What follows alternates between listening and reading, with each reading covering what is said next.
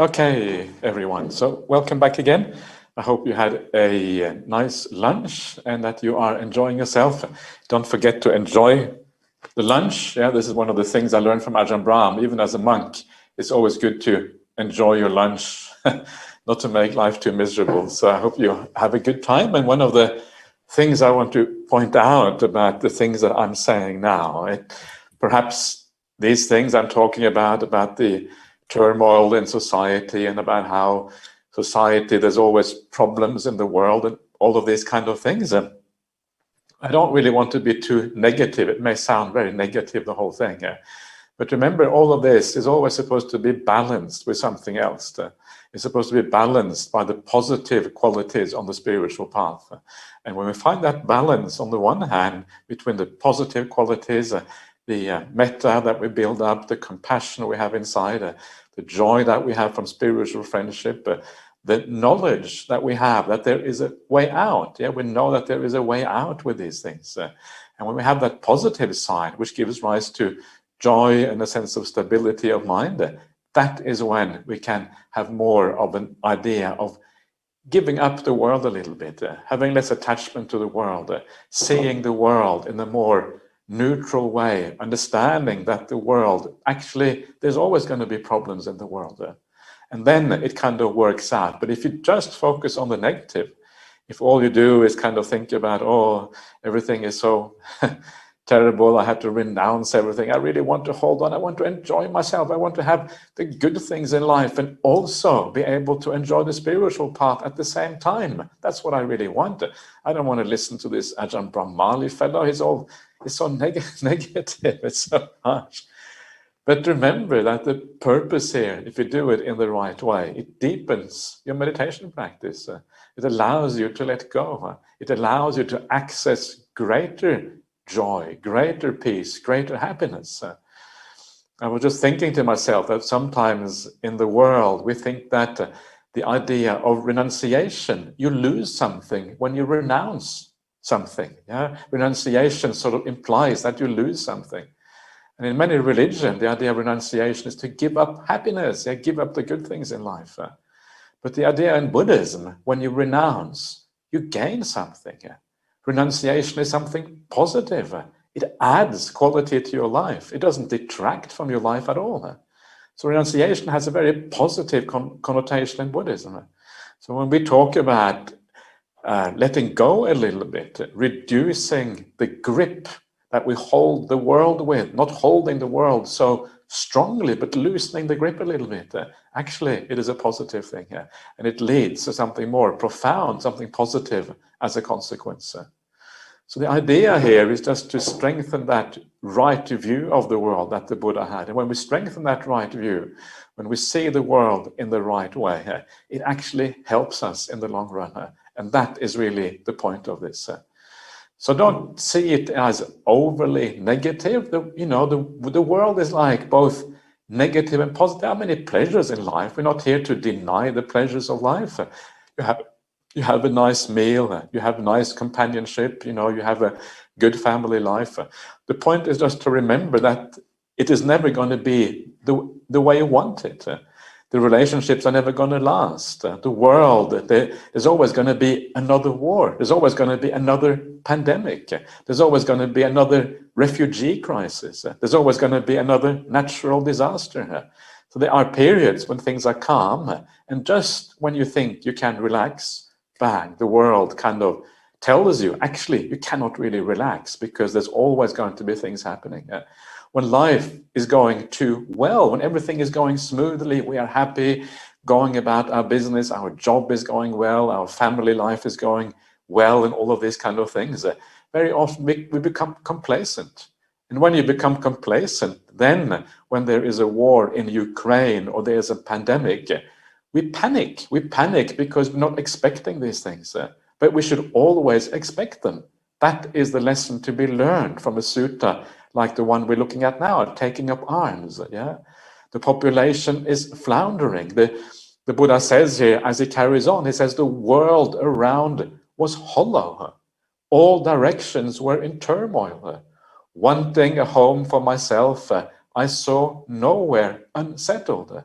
It's the third verse on the screen there. Yeah, the idea that in the end, the world is in turmoil. If you look around the world, there's always a place where there's war. There's always a place where there is conflict. There's always a place, and you never know where it is going to move next.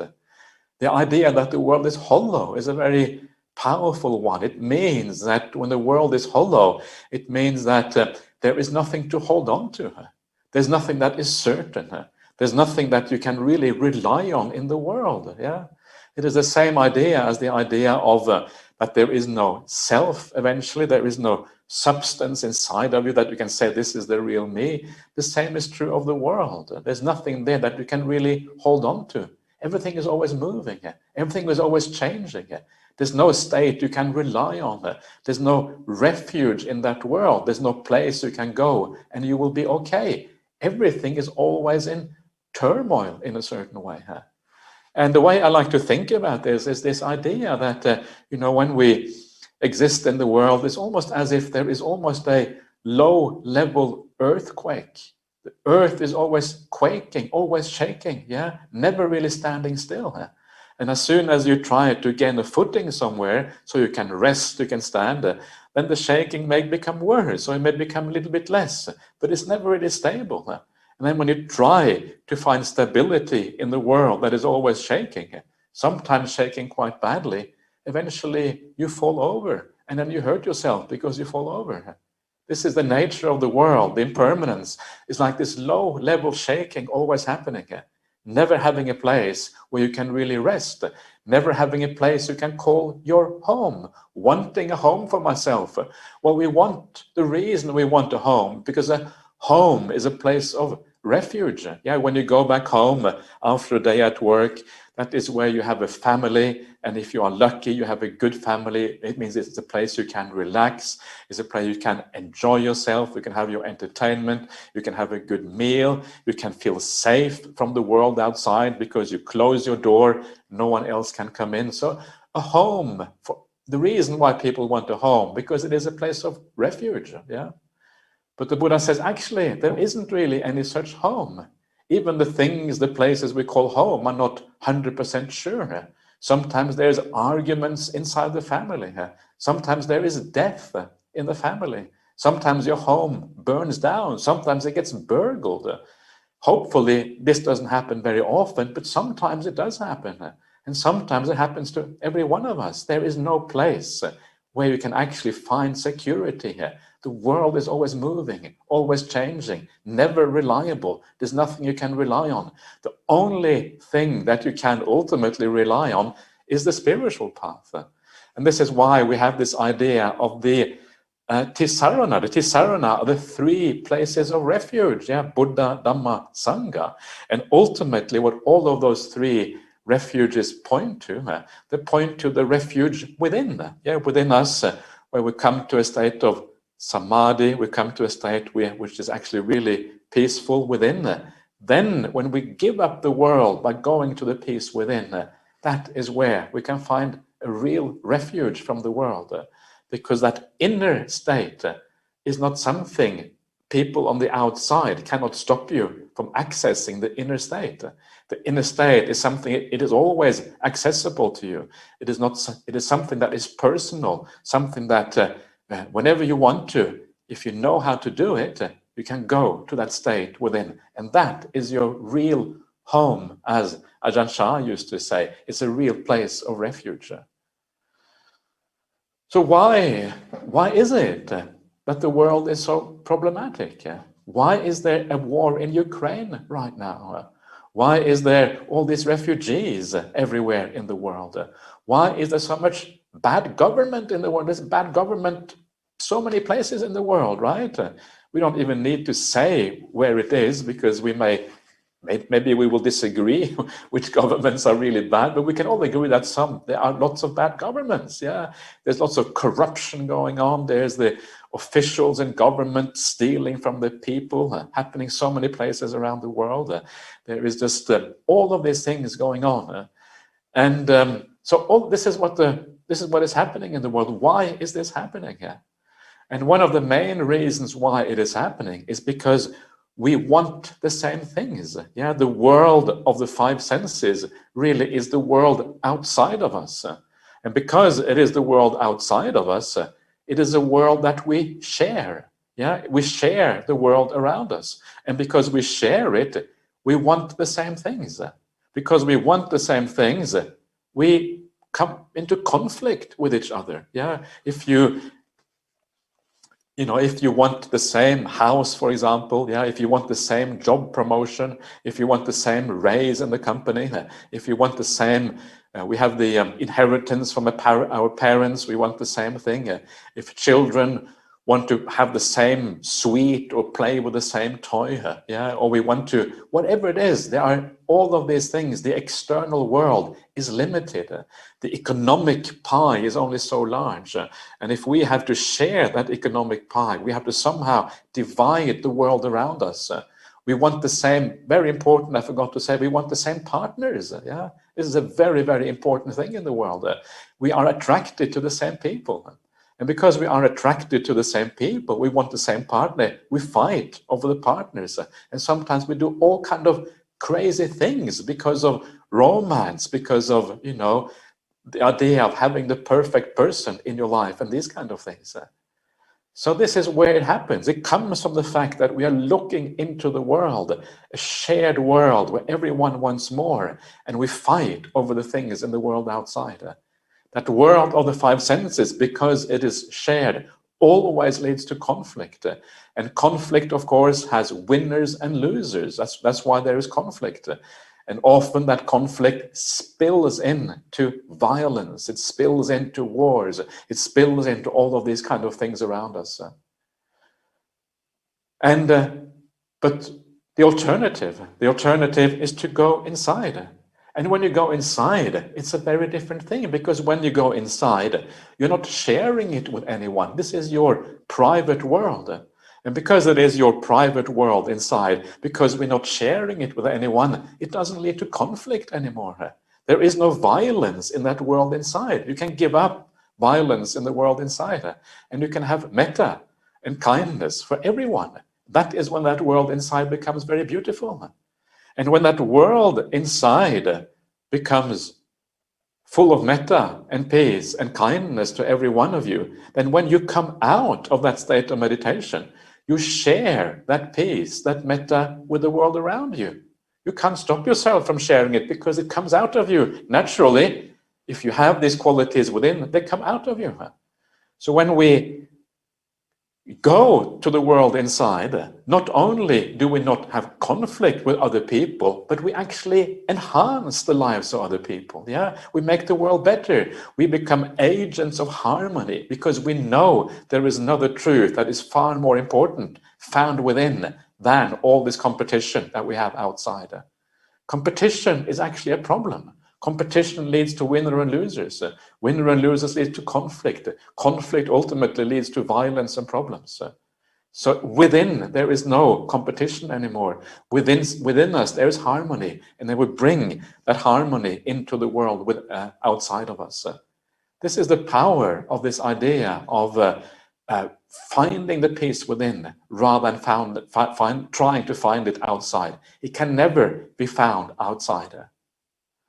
So the Buddha says, wanting a home for myself, I saw nowhere unsettled. Nowhere unsettled in the sense that everything is subject to these impermanences in the world. Everything is subject to all of this movement all the time. There's no place that you can actually really call your own, where you, so to speak, are in control and you can sort out your own life. And then the Buddha goes on, but even in their settlement, they fight. Seeing this, I grew uneasy. Yeah, so even when people have a home, they still fight within that home. Wherever they settle down, there is still a problem. Yeah, because really there is no such thing as settling. Yeah, and seeing this, I grew uneasy. The word uneasy here is not perhaps the ideal translation. The Pali word is arati, and arati really means that you are kind of you have the opposite of interest. You become disinterested. Yeah, you kind of reject it. You don't want to have anything to do with it anymore because you understand that it is really problematic. Yeah? So it is more like an act of rejection. You don't want to go into that world. You want to go within instead. So this is the insight, yeah, the view that the Buddha had when he looked at the world carefully. This is what he saw. And of course, because he was a great spiritual genius, yeah, this is the Buddha to be before his awakening, he took that insight even further and he looked for, well, what is the cause of this? Why is it that the world is in so much turmoil? Why is it that there is nothing we can rely on in that world? What is the cause? And by looking very carefully, what he saw was, then I saw a dart there, so hard to see, stuck in the heart. Yeah, what the Buddha saw was this dart. He saw this, and of course the dart, what is that? Well, that is craving in Buddhism, yeah? The craving in the heart. And he says it is so hard to see. It is in the heart, in the sense that it's part of us, part of our psychology. It is deeply embedded with us, this idea of craving. And it's hard to see because for many people, craving seems to be their friend. Yeah, craving is my friend. Craving is what drives me on in the world. Craving is what makes me productive. When I crave, I work really hard and then I create a better world for myself and a better world for everyone else. If there is no craving, there is no movement. It's crazy not to have craving. Of course we have to have craving. But no, says the Buddha, that is a misunderstanding. Craving does not make a better world. Craving is exactly the thing that leads to conflict. Craving is exactly the thing that makes us run around forever, never being really satisfied. So we need to understand craving in the right way. And when you see that, that is when you understand that there is a problem. So the Buddha says, he says that when stuck by that dart, you run about in all directions. But when that same dart has been plucked out, you neither run about nor sink down. When we are stuck by the heart of craving, we act, we are agitated, we are always moving in the world, we are running about, yeah, doing this, doing that. Yay, I am the agent, I am making the world go round, I'm creating something good in my life. Hooray, and we identify with the craving, we identify with the doing. I am the doer. And this is a very big part of the problem because you feel that you are the doer. Well, then when you do, you gratify that feeling of doing it. And of course, that leads to enormous problems as a consequence. But then one day you realize, actually, let me pluck that dart out. This is the third noble truth, yeah? The first noble truth we have seen is the suffering. The second noble truth is the cause. It's the dart in the heart, the craving. The plucking out of the dart is the ending of craving itself. And the moment you pluck it out, you neither run about nor do you sink down. Yeah, and the idea here, you stop running because craving is what has always driven you, but also you don't sink down, you don't despair, you don't become sad, you don't kind of become negative either. This is almost like the opposite of craving, yeah, where you kind of feel that nothing is really, everything is going badly. Actually, the lack of craving makes you happy, yeah. You neither run about nor do you sink down into some kind of negative state. Instead, you have a positive result out of this. So plucking out the dart is really the path to happiness. That is what he is seeing here. And you can start to see why he became the Buddha. Yeah, to be able to see these things, it takes a very profound and powerful mind. And this is how he's doing it. We have the last verse. Whatever attachments there are in the world, don't pursue them. Having pierced through sensual pleasures in every way, train yourself for Nibbana. So this is the Buddha's message. When you see that all of these things that we grasp in the world, these are the gahitani, they are the things, not the things that we attach to in the world. There's nothing there to be pursued. Yeah, don't pursue those things in the world because actually they are much less interesting than we think. When you give up those things, you get access to something far more profound and beautiful. Yeah. So you see these sensual pleasures in every way. You see them in all their angles from whatever possible vantage point you can. Then, when you see that, when you attain your meditations or whatever, then you are on the path for Nibbana itself. So this is this message of this very, to my mind, very beautiful sutta, because it reminds you of what is really worthwhile in the world, what we should be training towards, what actually gives us some kind of real satisfaction. This is what this is about. All right, so right view and all of these things. And now what I want to do now is I'm gonna carry on for the next sutta, and I want to look at the idea of how to deal with ill will and how to deal with anger and these kind of things. Because sure, so there is all these problems in the world. The world is always in the grip of hostility and all kind of problems. But is there a way we can reduce this idea of ill will? Can we have more metta in our life? And if it is possible, and of course we think it is possible because so much of the Buddhist path is about that. What are the skillful ways of actually overcoming this ill will in the world, at least to some extent? So we can deepen our meditation, we can let go of the world a little bit, have more metta, and then access deeper meditations as a consequence. So what are these things? And this is a sutta that I read out on every retreat because I think it is such an important sutta. So you'll see it coming up here. And this is the famous getting rid of resentment sutta. So I will start this now, and then we will continue it afterwards, after we have a short break. So let's just get started with this one. And very interesting, this is another sutta by Venerable Sariputta. So you can see how common it is for Venerable Sariputta in the suttas to address the monks and to take the position, almost take the position of the Buddha. If the Buddha is absent, he may not be available, then Venerable Sariputta is always there to give a profound teaching to the monks, to the nuns, to the lay people, whoever is present at the time. So there, Venerable Sariputta addressed the monastics or the mendicants, or really everyone who is present. Reverends, mendicants, reverend, they replied, and the Venerable Sariputta said this. Reverends, a mendicant should use these 5 methods to completely get rid of resentment when it has arisen towards anyone. What 5?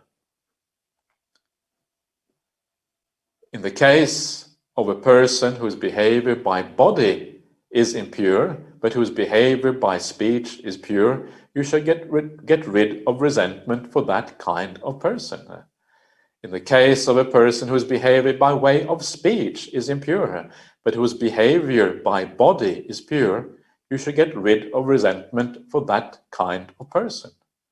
In the case of a person whose behavior by body and speech are impure, but who gets an openness and clarity of the heart from time to time, you should get rid of resentment for that kind of person. In the case of a person whose behavior by body and speech are impure, but who doesn't get an openness and clarity of the heart from time to time, you should get rid of resentment for that kind of person. And in the case of a person whose behavior by body and speech is pure, and who gets an openness and clarity of the heart from time to time, you shall get rid of resentment for that kind of person. So these are the 5 kinds of people, and we should not really have any resentment. The word resentment in this case really is just another way of talking about ill will and anger and irritation and all of these kind of things. Yeah, all of these negative feelings we have about other people. So these 5 kinds of people really includes everyone. Yeah, you shouldn't really, there's no need to have resentment towards anyone in the whole world. And this is kind of a very beautiful thing in Buddhism, is that we try not to have any kind of enemies. Yeah, no one is our enemy. No one is someone that we hate or we have any problems with in the world. We try to deal with all the difficult people in a way whereby we can avoid having these very negative feelings towards other people. This is a beautiful thing. So what this means is that there is no one in the world we should have anger towards. Yeah, even if you have someone you find very, very difficult or whatever, really, the Buddha says there is no real excuse there. You should never excuse your anger, because the moment you excuse your anger, you will not overcome it. You will encourage it, and it will always be there. Instead, we should try to overcome it to all people in the world. I don't know who your favorite kind of, your least favorite person is in the world. I don't know if there's anyone you really don't like. Maybe there is, maybe there's not. So this then is the opportunity to overcome that. And as a Buddhist, we want to have that ability not to be angry with everyone, to be able to get along in the world, to deal with people in the good way. Sometimes we need to have compassion. Sometimes people can be difficult. Yeah, it is true that people can be difficult. But just because they are difficult does not mean that we should have ill will towards them. We should deal with them in a different way. And usually the answer in those cases is to have compassion towards them. And when you are the kind of person who doesn't have ill will towards anyone, you become a real blessing for the world. Yeah, the world becomes so much more of a beautiful place. There's no argument with anyone. Other people may argue with you. Other people may not like you. So you think, okay, whatever, it is your problem. Yeah, if you don't like me, be my guest. You don't have to, you don't have to be liked by everyone. And if everyone doesn't like us, it's okay. But I am not going to have that same feeling towards other people. There's something very beautiful about that. If you think about the history of sages around the world, in all cultures have the idea of sages. The sage is someone who flows through the world, flows through the world in an even way. Someone who doesn't get upset or angry almost ever, ideally never. But even if they do get angry sometimes, it is very, very rare. This is the idea of the sage. The sage is someone who sees the world in a new way. And the way they see the world is partly explained in this sutta here. We're going to see in a minute what comes out of the sutta. Now we have looked at the 5 kinds of people, and now we're going to look at each one of those persons in turn and see how to deal with that.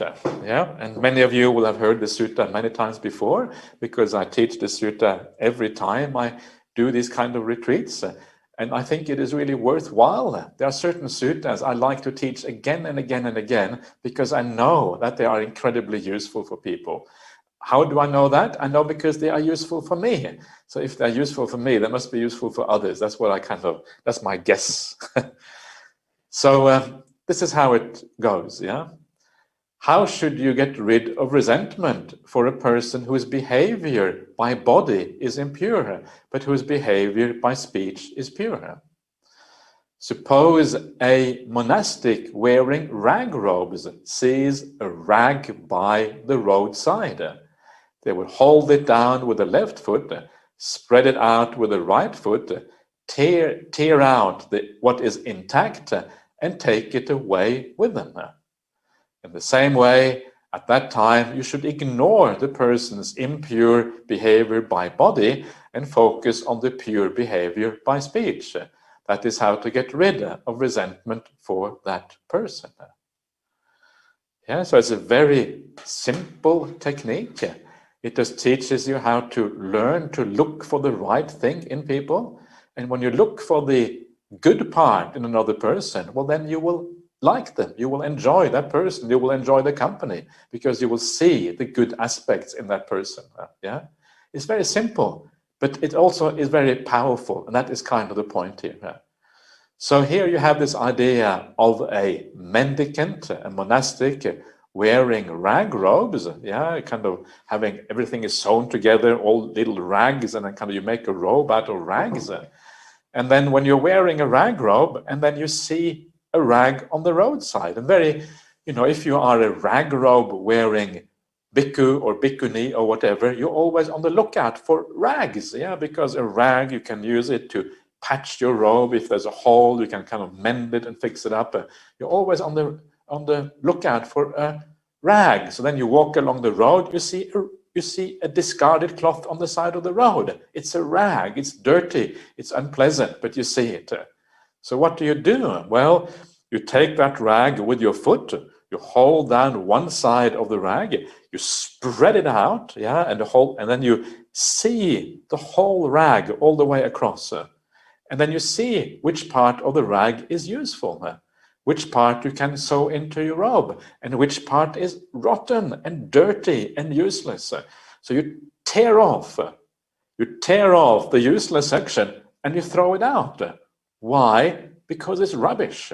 You don't want to carry rubbish with you. You throw it out. And then you take the good part and you take it maybe in your bag, you take it inside your robe, and you carry it with you into the future. This is the idea. And so it is exactly the same thing with other people. The idea is that you kind of spread the person out in your mind's eye. You see all the qualities, the really good qualities over here, the middling qualities over there, and the bad qualities over there. You think, this is the person. They have all of these qualities, some good, some bad.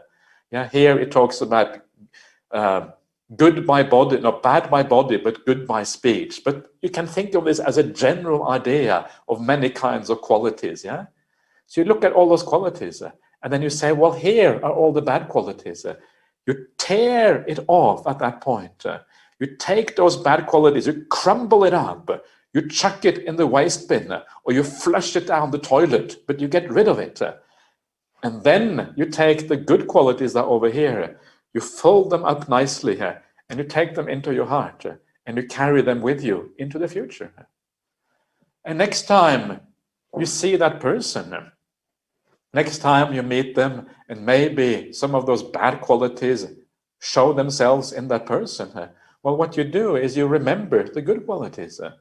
You have already thrown out the garbage, you have thrown out the bad qualities. You're not carrying those with you, but what you are carrying with you, you have reminded yourself, wow, this person has all these good qualities.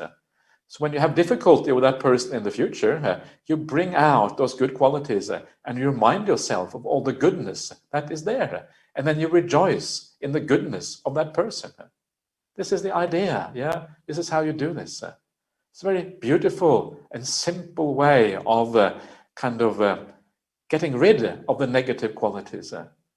And perhaps you think, well, how can we do this? Because if the bad qualities are there, we will see them. So how can we do this? Well, the idea here is that you build up the perception of good qualities. You think about that again and again. Very often when we see people in life, we often focus on the bad qualities in other people. And we build up this idea that someone else is bad because all we do is focus on the bad qualities. But if we do the opposite and we start focusing on the good qualities, we're actually changing our perception of that person. They start to look better. They look like a different person. They no longer don't look like this evil person anymore, because we are, for the first time, we are opening our eyes to the good qualities in that person. We're allowing that to dominate the way we think about them. We're changing our perspective. We're looking at things in a new way. And we start to think, actually, why am I always looking at the bad qualities when there are so many good things to see here? Wow, I should rejoice in all these good qualities. Sometimes they are generous. Sometimes they are kind. Sometimes they have a good thought. All of these actually positive things in this person. I should rejoice in that because it's wonderful that there are people in the world with all of these good qualities. You're just shifting your attention from one thing to something else. And as you do that, you start to be more happy with that person. You see them a different way. And then you can forgive the bad qualities. Because when you see all the good qualities, actually, the bad qualities don't matter so much anymore. They become irrelevant. And because you can forgive the bad qualities, they don't really take up any space in your mind. And you focus on the good in that person. And then what people say, they say, well, isn't that being fake? Isn't the idea on the Buddhist path to see things in accordance with reality? If we just see the good qualities in the person, we ignore the bad ones, aren't we just deceiving ourselves? Aren't we pretending that the world is one way when actually it is in a different way? And the answer to that question is that there isn't any way that the person is. We just see different aspects of the same person. One person, you may like someone, and another person might hate exactly the same person. Or you may not like someone, another person may like them. Why is that? Well, it's because we are looking at the person in different ways. So the answer is that there isn't really any way that other people are. You cannot say, this is the way this person is, this is the way they are not, this is the good and this is the bad, because there isn't any neutral ground. There isn't any absolute truth about the person. When there is no self, all there is changing qualities all the time. Maybe you can say at this moment they are generous, or at this moment they are angry. So you can maybe see the bad or good qualities for a short time, but you cannot make a judgment of the person. There isn't any neutral ground, objective truth that you can look at and say the person is like this. This is a very powerful insight. When you understand that there isn't any way that the person is, well, then you have to ask yourself another question, which is much more profound and much more beautiful. And that is, what is the best way of looking at that person so it leads to something positive for me and for the other person? What is the way of looking at them that leads to spiritual growth? If I cannot find the truth about them, if there is no truth about them, the right way of thinking about them is, well, what is beneficial in the long run so it leads to my growth and the growth of people around me? This is why we look for the good qualities, because we know that when we see the good qualities in other people, we know that the result of that is that actually we are growing in metta, we're growing in loving kindness, we're getting less angry, we're seeing the world in a new way. This is why we should do it in this way. We should focus on the metta if we can, and we should avoid looking at the bad qualities if we can avoid it. So this is the idea here, the idea of seeing the good, throwing out the rubbish, taking the good qualities with us, and carrying those good qualities with us into the future. This is what this is really all about. It's a beautiful way of learning how to think about other people differently. Let's have a look at the second person. How should you get rid of resentment for a person whose behavior by way of speech is impure, but whose behavior by body is pure? Suppose there was a lotus pond covered with moss and aquatic plants. Then along comes a person struggling in the oppressive heat, weary, thirsty, and parched. They would plunge into the lotus pond, sweep away the moss and the aquatic plants, drink from their cupped hands, and be on their way. In the same way, at that time, you should ignore the person's impure behavior by speech and focus on their pure behavior by body. That is how to get rid of resentment for that person. So this is very similar to the previous one. It's the same kind of problem. Now there is impurity by speech and purity by body. The other time it was the reverse, but basically it's the same thing. And one of the things that this means is that sometimes the quality in a person changes. So we have to follow along as the qualities change. We look at things in a different way. So similar kind of idea as before. There is a lotus pond covered with moss and all of this algae, the aquatic plants, and the lotus pond is the person. The lotus pond is the person. The moss and the algae that the person has, these are all the bad qualities in the person. So there is this lotus pond, there is this person there, person is full of moss and full of algae. This is how you can think of that person. And then comes another person Yeah, it is very hot. So you are struggling because it is hot. And remember the idea of heat here. The heat very often symbolizes the idea of being angry. Yeah, when you are angry about something or you have ill will about something, it's like your mind is hot. It is hot because it is agitated. It is restless. It is moving very fast. It's thinking about things. Yeah, they did this to me. It's really bad. And you feel this heat inside when you get angry about something. Yeah. So you are oppressed by the heat. And you are weary because when you get angry and upset about things, you lose your energy. Your energy, well, right away you have energy. When you get angry, you get very energetic straight away. But after a while, you start to get weary. After a while, you lose your energy. Yeah, and after, when the anger kind of drops, sometimes you just want to go to sleep because because the energy is all gone. And then you are thirsty and parched. And the idea of being thirsty here is this idea of looking for a solution.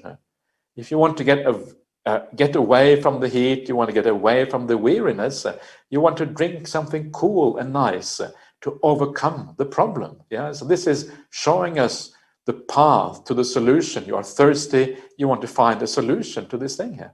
And so what do? You plunge into the lotus pond. The lotus pond is the other person. So you plunge into the other person. Yeah. And when you plunge into them, it's like you see all their qualities again. It's the idea of plunging into the person. You see what is actually there. And when you see what is there, you sweep away the bad qualities. You sweep away the moss and all the aquatic plants. You sweep away all the algae that is on the surface. Why? Because it's rubbish. You don't want to have all of those moss and things. It is just a problem. So you sweep it away. And then you take the good water underneath, the beautiful water underneath, and you drink it. And because you drink it, you are taking in your mind all the good qualities of that person in the same way as last time. And then when you have those qualities inside, taking them on board in your mind, here symbolized by drinking the water, then you are on your way and you carry these things with you into the future. So the idea again of learning how to see the good in other people, learning to let go of the bad qualities, and if you're hard to let go, then you can at least forgive. Yeah, you can understand that people are under the sway of habits, they are under the sway of past conditioning. Okay, fine, I forgive you. What a wonderful thing it is that you have good qualities. Yeah, what a wonderful thing it is that you are my friend. Yeah, that you are my friend here at the BGF or wherever you are in the world. And you are someone I can rely on, like someone I can trust, because I know that you keep the 5 precepts. Sometimes you keep the 8 precepts. Sometimes you are kind and generous. What a wonderful thing it is to have friends like that. Okay, you make mistakes. Everyone makes mistakes. I haven't seen you make any mistakes because I only see you so rarely, so I never get the chance to see a mistake. But I know that you make mistakes. I make mistakes. Everyone makes mistakes. That's okay. We can allow each other to make mistakes because when we see the big picture, when we see the intention to be kind, when we see the intention to be gentle, when we see the intention to be a blessing for the world, wow, what a wonderful thing that is. And I'm very fortunate. I'm a Buddhist monk. Being a Buddhist monk is the best thing in the world. Nothing is better than being a Buddhist monk, you know. This is number 1 occupation. If you want a really good occupation, become a Buddhist monk. It has the highest pay, yeah? You gain real happiness, real satisfaction. There's no messing around. This is the best kind of work you can ever have. All you have to do, hang out with other good people. Your fellow monks are other good people. Hang out with really nice lay people, like all the lay people coming here. How can you have any better work than that when all you do is good things and happy things and joyful things? And sometimes I think about my fellow monks and I look at them and I think, actually, I'm really fortunate to be living with such high-minded people. People like Ajahn Brahm, people like all the other monks in this monastery who are really trying their very best to live really well. What a wonderful thing that is. Sometimes they make mistakes. Sometimes they're not perfect. No one is perfect all the time, maybe with the exception of the Arahant or the Buddha or whatever, but no one else is perfect all the time. So that's okay. At the very least, you are trying. At the very least, you are a very good person. Wow, I really appreciate you. Thank you for being a fellow monastic in this particular monastery. So appreciate the people in your life, all the people who come on a retreat like this, all the people you hang out with. These are really good people. No one would bother coming to a retreat like this. No one would bother listening to these teachings unless they were intending to live well. That's why people come here. So well done. Wonderful to have you here, because if you're coming here for the good reason, so it's marvelous to have you here as a companion in the spiritual life. Welcome. So think like that about your fellows in the spiritual life. See the big picture. Forget about the small imperfections. Then you're going to be on the right track. Let's have a look at the next person there. And how should you get rid of resentment for a person whose behavior by way of body and speech is impure, but who gets an opening and clarity of the heart from time to time? Suppose there was a little water in a cow's hoof print. Then along comes a person struggling in the oppressive heat, weary, thirsty, and parched. They might think, this little bit of water is in a cow's hoof print.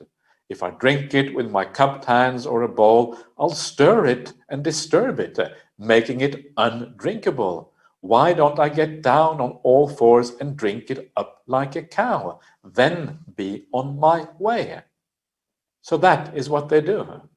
In the same way, at that time, you should ignore that person's impure behavior by way of speech and body and focus on the fact that they get an openness and clarity of the heart from time to time.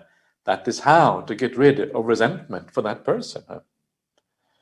So here we have a person who has a lot of bad behavior, bad by body, bad by speech. But what they do have, they have this idea of the openness and the clarity of the heart. And the openness of the heart here, the word here is the vivarana, is the word. And vivarana is the opposite of the nivarana. The nivarana are the hindrances, right? And the 5 hindrances that we have in meditation practice, well, that is ill will, that is desire, it is the tiredness and lethargy, the restlessness and remorse, and the doubt. So these are all the things that cloud the mind and make the mind kind of small and narrow, make the mind unwieldy, make the mind not really fit for meditation practice. So what we're talking about here, when the Pali word vivarana, and I think pasada is the clarity of the heart, what we're talking about is someone who has a good mind state, someone who has a mind state where they are really mindful, someone who has a mind state where maybe they are practicing samadhi, they're having success in the meditation. Even though their body and speech is bad, they have the inner clarity sometimes still. So when you observe somebody, well, then you should observe very carefully, because what you may find is that what we see on the surface actually is not the full picture of that person. There's more going on behind the surface. There are good qualities there. And if we can, we should always see those good qualities. And this is the idea of the simile of the cow's hoof print. There's a cow's hoof print, and there's a tiny amount of water in a cow's hoof print. It's not going to be much. And then comes this person again, the person who is angry and weary and all of these kind of things, oppressed by the heat. And they come along and they see a tiny bit of water. The tiny bit of water is the good qualities in the other person. There's only a tiny amount of water there, and the majority is bad qualities. And so they think, well, if I am not very careful, if I try to use my hands to drink it or whatever, if I use a coarse method of getting the water, I will just disturb it. I will make it undrinkable. So you have to get down on all fours. You have to lie down on your tummy, and then suck the water up, just like a cow sucks up water. In the same way, when someone has only a small amount of good qualities, you have to focus very narrowly here. You have to see those good qualities.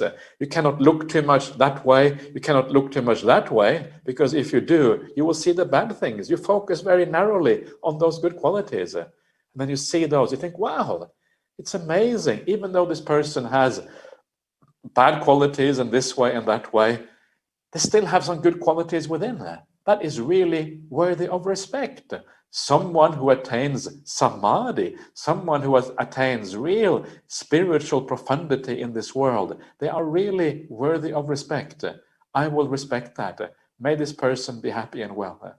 And then you focus on those good qualities, you focus on the good mind, and you don't allow the bad qualities by body and speech to disturb you.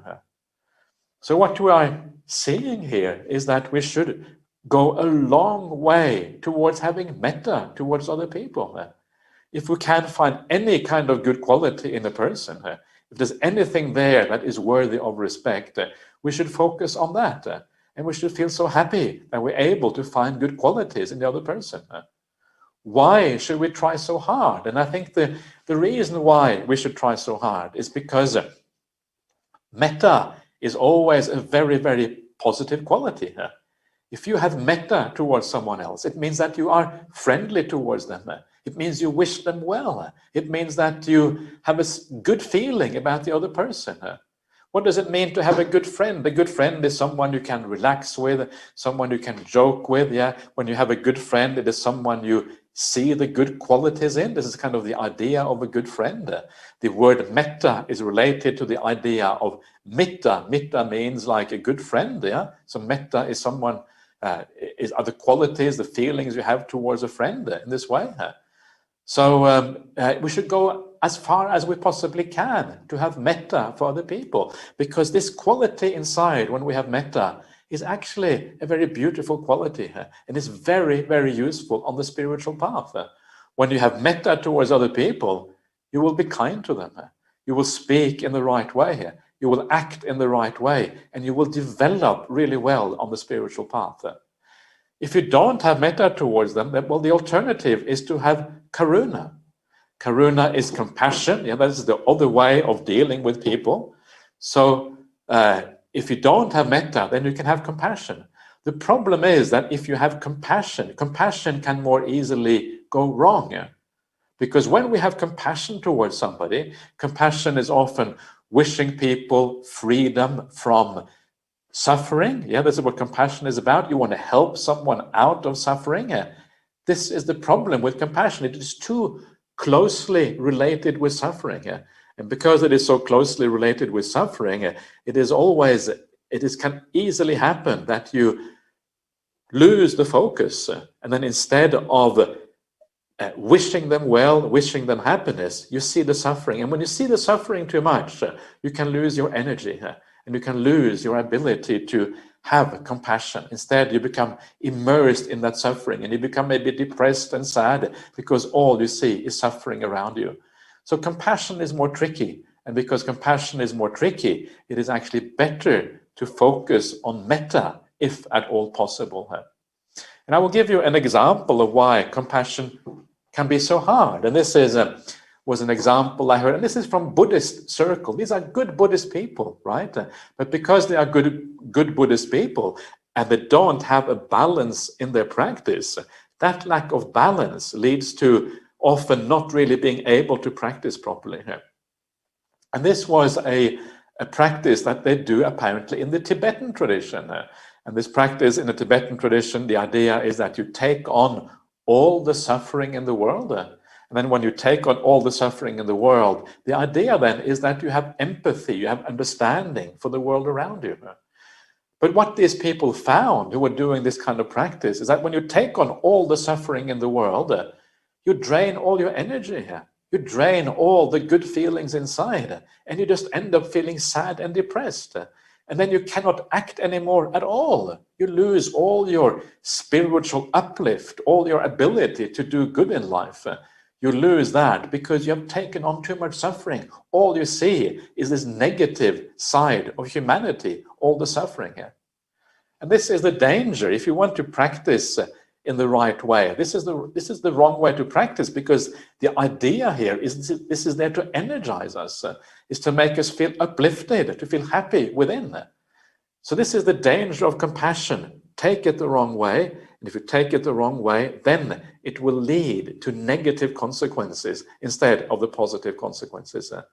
This is why metta is so important, and this is why the Buddha here, or this is Venerable Sariputta, he goes so far in the idea of metta, even if there's a tiny bit of good qualities, focus on those, build those up, be happy that these qualities are there, rejoice in them, yeah, and then you are on the right track. I should maybe also point out that one of the kind of strange things about this passage, it says that someone is bad by body and bad by speech, and still they get some good samadhi. It seems unfair. Yeah, we are trying so hard to live well, to be, live well by body and speak in the right way. And here is some scallywag, some dodgy character doing all the bad things, and still they get good samadhi. Yeah, how fair is that? That's really unfair, isn't it? So why is this happening? Why is this happening here?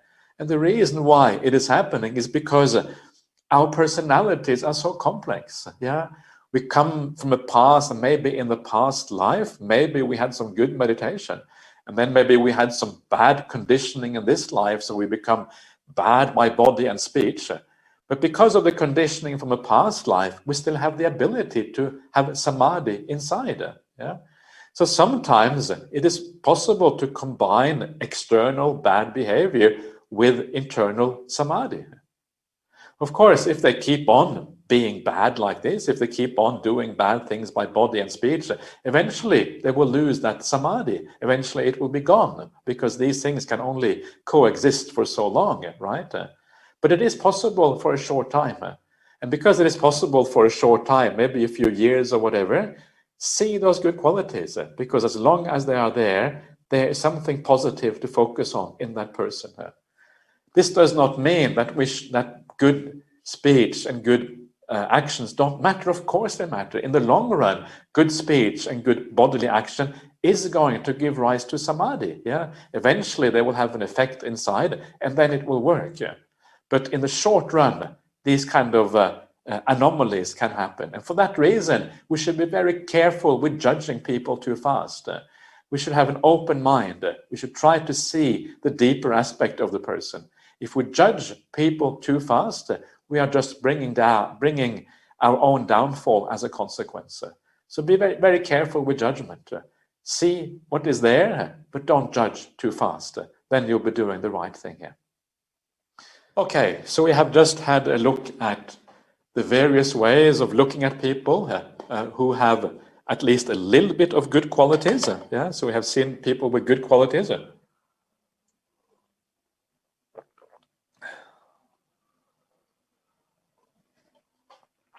But then there are people who don't have any good qualities. Yeah? And the question then is, well, what do we do if a person has no good qualities? That is the next thing that comes up. So let's have a look at this particular case. How should you get rid of resentment for a person whose behavior by body and speech is impure, and who does not get an openness or clarity of the heart from time to time? So this is a person whose all the qualities in this person are bad. You cannot see any good qualities in this person. So what should we do? So this is the answer. Suppose a person was traveling along a road, and they were sick, suffering, and gravely ill. And it was a long way to the next village, whether ahead or behind. They didn't have any suitable food or medicine, or a competent carer, or someone to bring them within a village. Then another person traveling along the same road would see them, and they would think of them as with nothing but compassion, kindness, and sympathy. Oh, may this person get suitable food or medicine, or a competent carer, or someone to bring them within a village. Why is that? so that they don't come to ruin right there. In the same way, at that time, when someone is bad speech, bad body, and also bad mind, at that time you should ignore that person's impure behavior by body and speech. And you should ignore the fact that they don't get an openness of the mind or clarity of the heart from time to time. And you should think of them with nothing but compassion, kindness, and sympathy. Oh, may this person give up the bad conduct by way of body, speech, and mind. May they develop good conduct by way of body, speech, and mind. Why is that? So when the body breaks up after death, they are not reborn in a place of loss, a bad place, the underworld in hell. That is how you get rid of resentment for that person. And this, I think, is just very powerful. Yeah, it's a very beautiful way of thinking about people. There are always people in our life that we find very difficult. You may not be able to see any good qualities. Yeah, when you hear that someone is scamming the money that you may have given to a good cause, well, it's very hard to see the good qualities in a person like that. But there is a way out, and this is the way out, the way of compassion. Now, the first thing to be aware of here, yeah, when you judge another person in this way and you kind of think that they have no good qualities, the first thing to be aware of is that we don't actually know whether the other person has good qualities or not. What we see is always a very limited part of the other person. We see aspects of the other person. We don't see the whole personality. Maybe there are good qualities there that we cannot see here. Now, this is a very important point, because what that means is that when we judge somebody in this way, we don't judge in an absolute sense. We don't say once and for all, this is a bad and evil person. What we do say is that right now, I cannot see any good qualities. Right now, all I can see is bad qualities. But you leave open the possibility that they may change. Yeah, maybe in the future they will become different. So you don't make any absolute judgment. All you do is you know that right now I cannot see any good qualities, and because right now I cannot see the good qualities, it means that I will have to have compassion rather than metta for that person. And this way of thinking is an act of kindness to other people. Because if we define people and we say this is an evil person, and we put them in the evil box, yeah, so now they are evil forever after, it means that we don't give them the chance to change. Yeah, it's like we have written them off once and for all, never giving them the chance to actually become a better person. So by saying that, okay, I'm not going to judge you once and for all, that is an act of kindness to the other person. When they change, we accept, okay, they have changed. Now I will think about them in a new way, and I will treat them in a different way. Maybe I will not avoid them so much anymore. Maybe they can become a friend or whatever after all, because they have changed. This is very important, because sometimes if we judge other people unfairly, they may feel trapped. Yeah, they may feel trapped by your judgment. You know what it is like if other people judge you very harshly and they say, yeah, you are just a bad person. It feels really unfair. And it's almost like as if we are trapped by the judgment of the other person. It's as if there's no escape from that judgment. And it feels very unfair. And sometimes what happens if other people judge you harshly, you don't care about being kind anymore. Yeah, because you think, okay, whatever, they have judged me harshly anyway. Yeah? In the same way, if you judge someone else too harshly, it means that you don't really give them the opportunity to become kind, to become a good person. It's much more difficult for them to be kind if they feel judged in a very harsh way by you. So we should always be open to other people. We should always allow them to change. We should allow them to show other good sides of themselves. Yeah. And when we do that and we encourage that, we're actually encouraging the goodness inside of every person around us. We should never make a final judgment of anybody in the whole world, always giving that opportunity to change, to become a different person. It's an act of supreme compassion and kindness when we do that. So this is the first thing to remember. Yeah, don't box people in too much. And then the second thing to remember is this here. Yeah, what the Buddha is saying here, that someone who is bad by body, speech, and mind, they are sick, they are ill, they have this illness inside. They don't even understand very often that they have this illness inside, the illness of anger, the illness of bad qualities, the illness that lead to long-term suffering and problems. It is right there within them. And of course, how do you deal with that ill person? You deal with them with compassion. Yeah, you try to find a way to help them. So if you find someone who is really bad and you think that there is a possibility of helping them, you try to help them. What do? You try to find the suitable food and medicine. Yeah, from a Buddhist point of view, what is that suitable food and medicine? It is the Dhamma. It is telling the person, wait, and listen, you're just creating suffering for yourself. Do you really want to create suffering for yourself? You're creating suffering for others. You're also creating suffering for yourself. Listen, feel what it feels like to do bad things. It feels bad. Don't do bad things.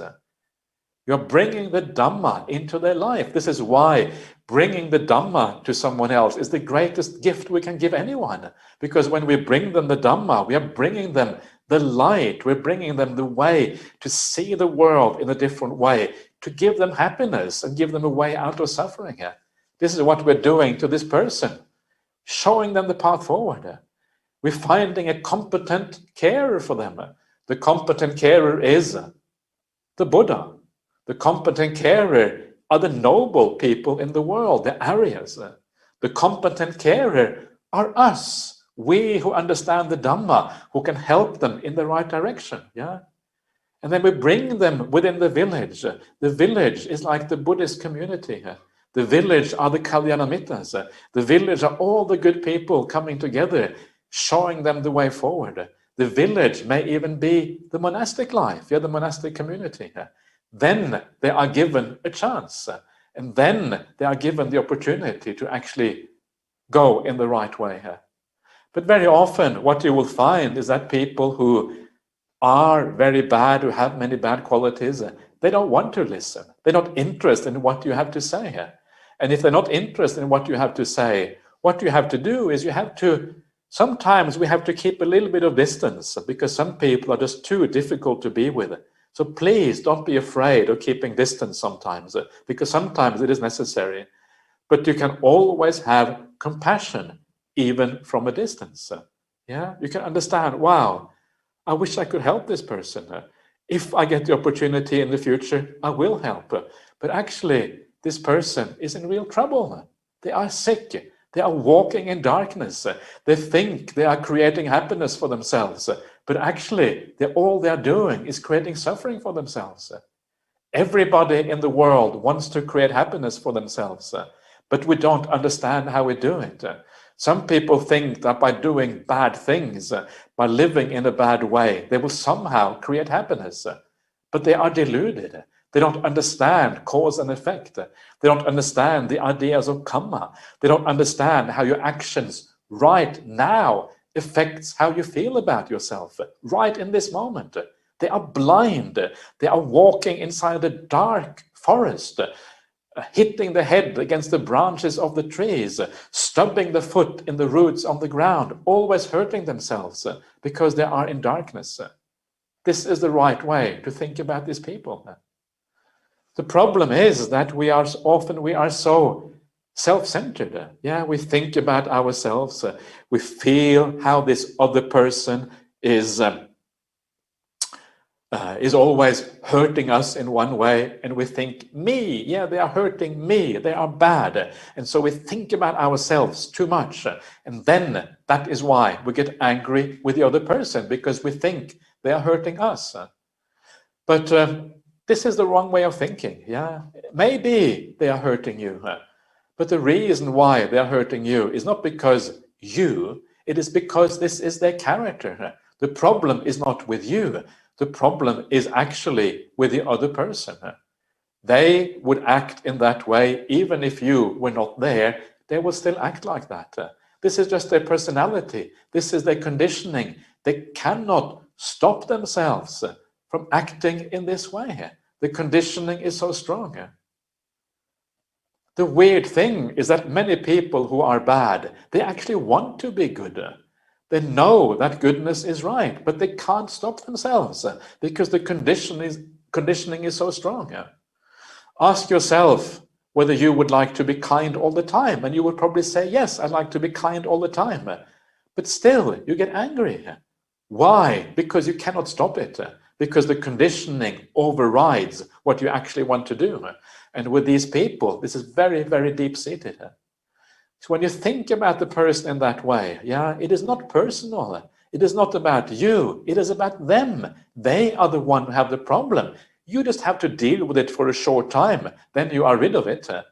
Instead of having this feeling, this is me, me, me. Yeah, they are hurting me. This is how we often feel, right? And that world, when you are self-centered, when you're thinking about yourself, is a small world. It's a painful world where it's you against everyone else. It is my little world against the dangerous world out there. That is a painful state of existence. So instead of doing that, you open up your heart. You take in the difficult people in the world. You have a greater degree of compassion as a consequence. And suddenly everything opens up. It is no longer you against the world. You embrace everyone, even the people who are really difficult. You have compassion. You have a sense of kindness for them inside. You don't necessarily have anything to deal with them because it is too difficult. So you have compassion at the distance. Nevertheless, you have compassion. So this is the idea of how to deal with difficult people. Yeah, the idea that you understand that they don't know what they are doing. They are like machines. They are like robots. And the program in that robot that runs that machine, which is the other person, was written long, long time ago. Yeah, maybe in past lives, maybe a long, long, long time ago. And now, because that program was written a long, long time ago, that program is playing itself out. And they are forced to have behavior that they don't want to have. I don't know about you, but I sometimes look at myself and I think there's many things in my behavior that I would ideally like to change, yeah. But then I see myself often doing the same things again and again. I am changing, of course, because you change when you live the monastic life. But you can see how you are trapped in your own personality. You're trapped in your own habits. You're trapped in your own way of being. You can't really get out of that, yeah. We are trapped by the conditioning from the past. And when we understand that we are trapped, other people are trapped, then we can have compassion for others, but we can also have compassion for ourselves. This is kind of what it really comes down to. When you start to feel, actually, I am trapped by this personality. I didn't choose this personality. I came into this world. I was brought up by my parents, and I went to school, and I lived in a certain society, and I became who I am. Am I responsible for this? Well, how responsible are we for our personality? It comes like a big package deal. You are delivered to you. This is your personality. And then you are trapped by that. You cannot step out of it. And then you become worried. Well, if the personality is a trap, then what can I do? Well, what you can do is to gradually develop yourself out of that trap. This is the whole purpose of the spiritual path. Gradually, we emerge from it. And that gradual emergence, one of the big parts and parcel of that emergence is precisely to have compassion. Compassion for the whole world. Compassion for the Russian soldiers who are invading Ukraine. Why are they invading Ukraine? Well, probably these are very young men, maybe in their early 20s, maybe around 20 years old. And then maybe they didn't have a good job. It can be very difficult to get a good job in a place like Russia. And so they thought, okay, I'll join the military. It will be a nice job.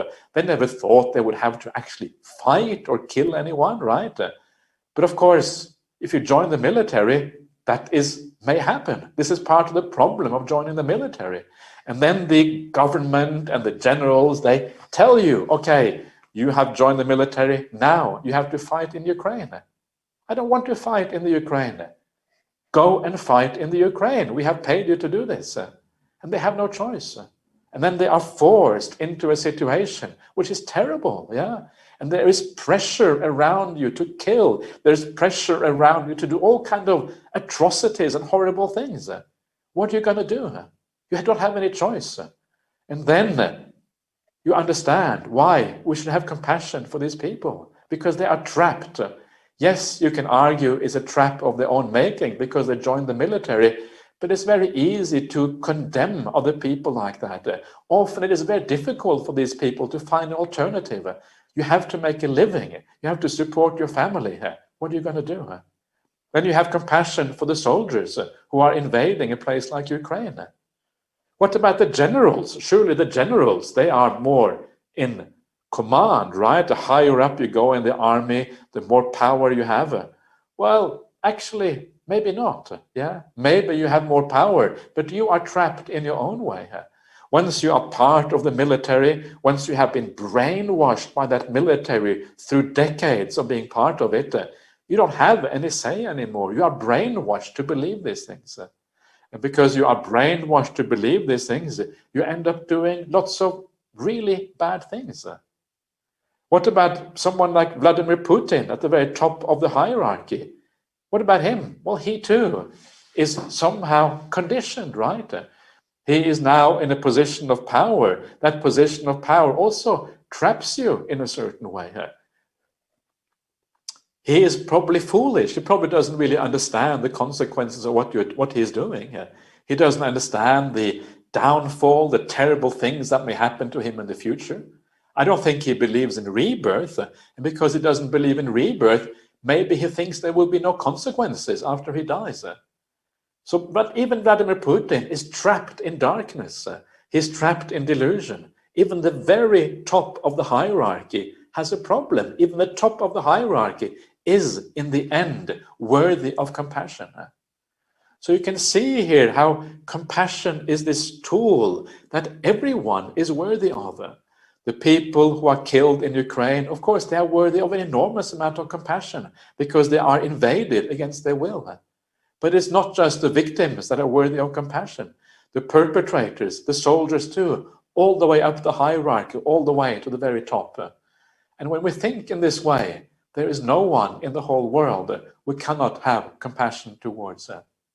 It's beautiful, yeah? Anger is crazy. Anger doesn't make any sense. Compassion all the way through is always the right approach. Let's have a look at the last person here.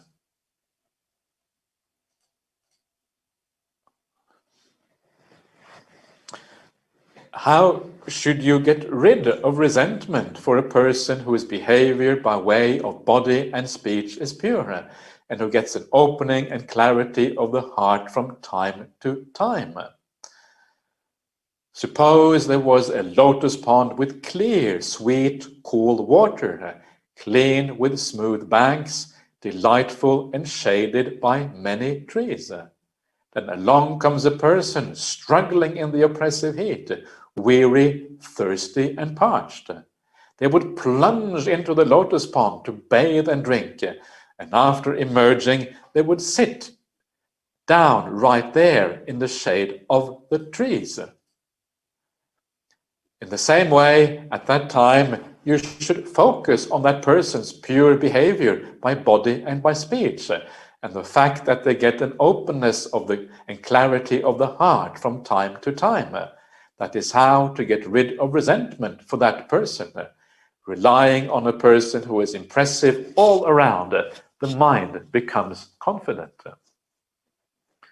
So here we have the idea of a person who is a saint. Yeah, they are perfect, they're really good by bodily action, really good by verbal action. And they also get a good samadhi. They get this openness of the heart, yeah, the freedom from hindrances, the clarity of the heart when the mind is clear, and you can enter all of these wonderful states of samadhi, and probably you will also have the deep insights. You will be an arahant perhaps, or at least you will be an arya, this kind of person. So here we're dealing with the really good person. And of course, the problem is that even if someone is really good, it doesn't mean that we don't get angry with them. People even get angry with people who are saints. Yeah, but in this case, the way to deal with that is quite easy. In this case, there is a lotus pond with a beautiful water, clear, sweet, cool water, clean and smooth banks. Yeah. In other words, there's no algae here, there's no moss, there are no water plants at all. It is just pure water all the way through. Yeah, because the person is full of good qualities. And then you have this idea that the banks around are smooth, delightful, and shaded by many kind of trees. So what does that mean? Well, what that means is that when someone is a very good person, being around that person is delightful. Yeah, you feel at ease in the company of that kind of person. You feel good in the company because it's like they radiate. They have an aura of goodness about them. Yeah, it's like when as I mentioned yesterday, when you sit down in the company of certain people, it's like that you just absorb the good vibes. Yeah, these are the good vibes of other people. You hang out with Ajahn Ganha, or you hang out with Ajahn Ganha, or maybe with Ajahn Brahm, or maybe with the Buddha, or I don't know what. And then you just hang out and you kind of feel all the good qualities of this person. It's like osmosis. It kind of goes into your body. You have no choice. You cannot stop these things from happening to you. This is the idea of hanging out with the saints. Yeah. Anyway, in the beginning, you don't do that. In the beginning, you are just struggling in the oppressive heat. You are angry, right? You're trying to find a solution. And of course, what you do is you plunge into that lotus pond. You plunge into that person. You drink up all the good qualities of that person. Yeah, and when you drink them up into your mind or whatever, then you carry those good qualities with you into the future. So in this case, it is so easy because in this case, the good qualities are so obvious. Yeah, as you take those good qualities in there. And when you start to see the good qualities in the other person, the next thing that you do is that you become a disciple of that person. After you emerge, you sit and lie down right there in the shade of the trees. You become a disciple of that person. You hang out with them. You learn from them. And then you too gradually purify yourself in the same way by living with a person like this. So that's why, yeah, you focus on the good qualities of this other person, and then you stop having resentment towards them, and then relying on that person who is impressive all around. Impressive all around is samanta pasadika. It means that they are impressive, or they are just wonderful, yeah, in all possible ways. Pasadika means like inspirational, yeah, they're inspirational in so many ways. When you see an inspirational person, the mind becomes confident. And this is one of those great things about the Buddhist world. The Buddhist world, we still have people in the Buddhist world who are very inspiring, who have practiced the path all the way to the very end. There are still arahants living in the world. That's what I say anyway. It's hard to be sure, but that's the way it seems to me. We still have arahants in the world. And because we have arahants in the world, sometimes you meet these people and you look at them and you say, wow, this is very inspiring. You see someone who is different from what you are. You see someone who has abandoned maybe the bad and the crooked ways of ordinary people, someone who has achieved a degree of kindness, a degree of eliminating anger and negative qualities that you never see in the world. Most people in the world are so mixed up, yeah, with good and bad qualities. And then you see someone who has almost all good qualities. And when you see that, it opens up your eyes. You see a possibility. You see something that is not normal in the world. And when you see something that is not normal in the world, it opens your eyes to the possibility of the spiritual path. This is why it is so useful to have arahants in the world, yeah, because they give you access to a deeper truth. a truth that otherwise is very, very hard to see here. Seeing someone who has practiced the path to the end is an incredibly great benefit for ordinary human beings because it gives us access through experience to these teachings, even if it is not our immediate experience. If you just read the suttas, it can be difficult to see this because the suttas are often, it's just paper, it's just a screen. Right now it's a screen, it's not paper, but whatever. It's just screen. And yes, it may be inspiring, but it's hard to really know if this inspirational texts are real, whether they really give rise to the results that they claim. It can be very hard to know that. So when you see the reality here, when you see people actually acting in this way, it's incredibly powerful, and it helps you to push you in the right direction. So then the last thing the Buddha, not the Buddha, Venerable Sariputta says, he says that a mendicant should use these 5 methods to completely get rid of resentment when it has arisen towards anyone. No more resentment. Resentment is not required. We can have either metta or compassion in all cases in our life. This is what Venerable Sariputta is saying.